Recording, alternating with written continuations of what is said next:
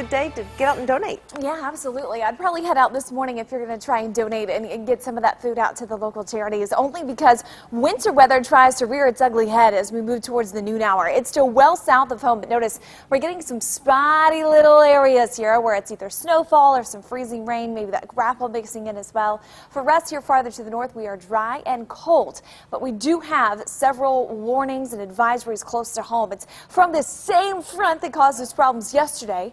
Well, it's going to bring back some warmer air. The combination of that with the colder air on top of us from our high pressure to the north is creating this opportunity. At this point, though, still talking southern winds. Our winter weather advisory is different for all different locations. For the most part, it goes from 9 a.m. until 1 p.m.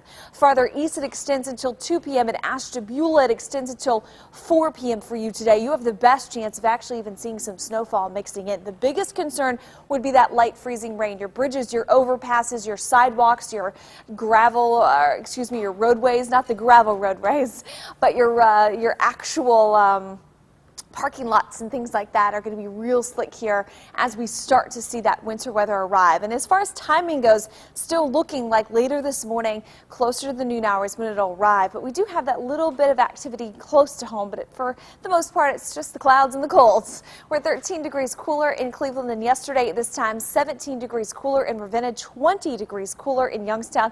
Remember, that front was hanging close to New Philadelphia, so you are drastically different at 27 degrees colder.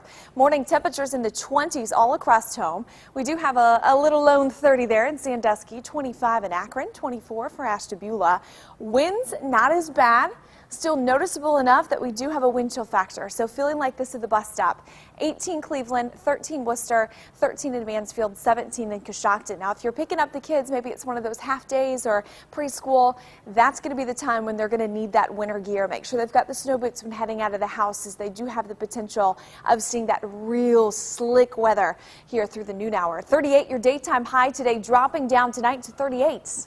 So what's going to happen is we're actually going to keep the warmth in the overnight hours, but drop temperatures as we progress throughout your Wednesday.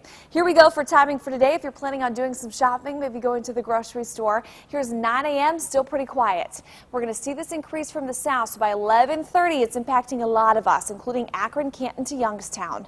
It then pushes north, and you see a little bit of snowfall mixing in as well, as temperatures are still hovering close to that freezing mark, and then becomes all rain, which will help out your evening commute. So thankfully, it's not hitting during the prime times of driving, but still, with that moisture in place, we've got to be extremely careful on our roadways. We'll take a look at how much rain is predicted and when we get a break for the wet weather coming up next. For right now, we want to remind you that we are your closing connection. Newsnet5.com/closings. If we do have any problems with the freezing rain, though it's going to be light, could still cause some problems, we'll make sure to run a scroll at the bottom of the screen. Check the app and our website for all updates.